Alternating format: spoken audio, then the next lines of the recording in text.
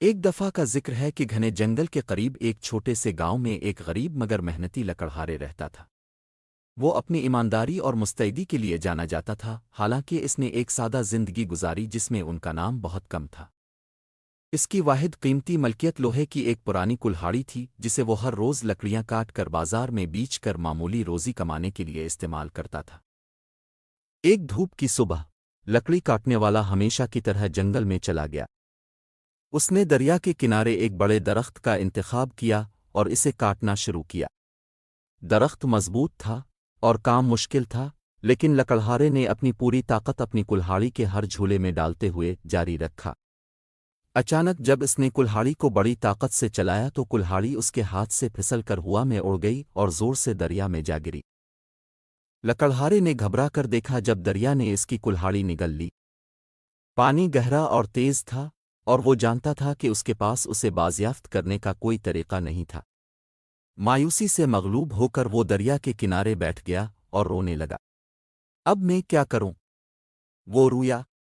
میری کلہاڑی کے بغیر میں کام نہیں کر سکتا، اور کام کے بغیر میں اپنے خاندان کا پیٹ نہیں پال سکتا۔ روتے روتے دریا کی سطح پھڑپھڑانے لگی اور پانی سے ایک روشن روشنی نمودار ہوئی۔ ایک خوبصورت روح، دریا کی محافظ، اس کے سامنے نمودار ہوئی۔ وہ دھیمے اور پرسکون لہجے میں بولی، تم رو کیوں رہی ہو لکڑہارے؟ لکڑہارے نے حیرت سے اوپر دیکھا اور اپنی حالت بیان کی۔ دریا رو نے تحمل سے سنا اور پھر مسکرا دیا۔ فکر نہ کرو، وہ بولی، میں تمہاری مدد کروں گا۔ اس کے ساتھ ہی وہ پانی کے نیچے غائب ہو گیا۔ کچھ ہی لمحوں بعد وہ ایک چمکتی ہوئی سنہری کلہاڑی پکڑے سامنے آئی۔ کیا یہ تمہاری کلہاڑی ہے؟ اس نے پوچھا۔ لکڑہارے نے حیرت سے سنہری کلہاڑی کو دیکھا لیکن سر ہلا دیا۔ نہیں، یہ میری کلہاڑی نہیں ہے، اس نے کہا۔ روح دوبارہ غائب ہو گئی اور چمکتی ہوئی چاندی کی کلہاڑی کے ساتھ واپس آئی۔ کیا یہ تمہاری کلہاڑی ہے؟ اس نے پوچھا۔ لکڑہارے نے پھر سر ہلایا۔ نہیں، یہ میرا بھی نہیں ہے، اس نے جواب دیا۔ میری کلہاڑی پرانی ہے اور لوہے کی بنی ہوئی ہے۔ دریا کی روح مسکرائی اور ایک بار پھر پانی میں ڈوب گئی۔ اس بار وہ ایک زنگ آلود لوہے کی کلہاڑی واپس لے آئی۔ لکڑہارے کا چہرہ چمک اٹھا اور اس نے کہا، ہاں، یہ میری کلہاڑی ہے۔ آپ کا بہت بہت شکریہ۔ روح لکڑی کاٹنے والے کی ایمانداری سے بہت متاثر ہوئی۔ تم ایک ایماندار آدمی ہو، اس نے کہا۔ زیادہ تر نے سونے یا چاندی کی کلہاڑی کو اپنا ہونے کا دعویٰ کیا ہوگا، لیکن اپنے سچ کہا۔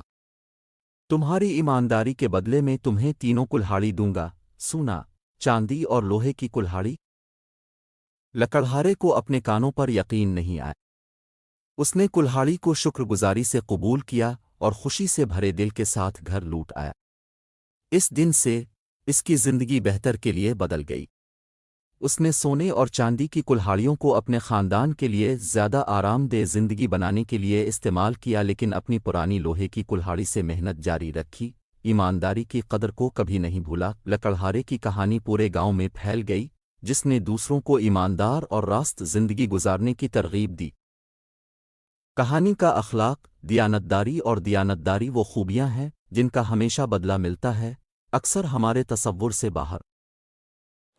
Please subscribe my channel and bell icon کو دبانا مت بھولیے گا۔ ہماری سب ویڈیوز دیکھنے کے لیے ہمارا چینل سبسکرائب کریں۔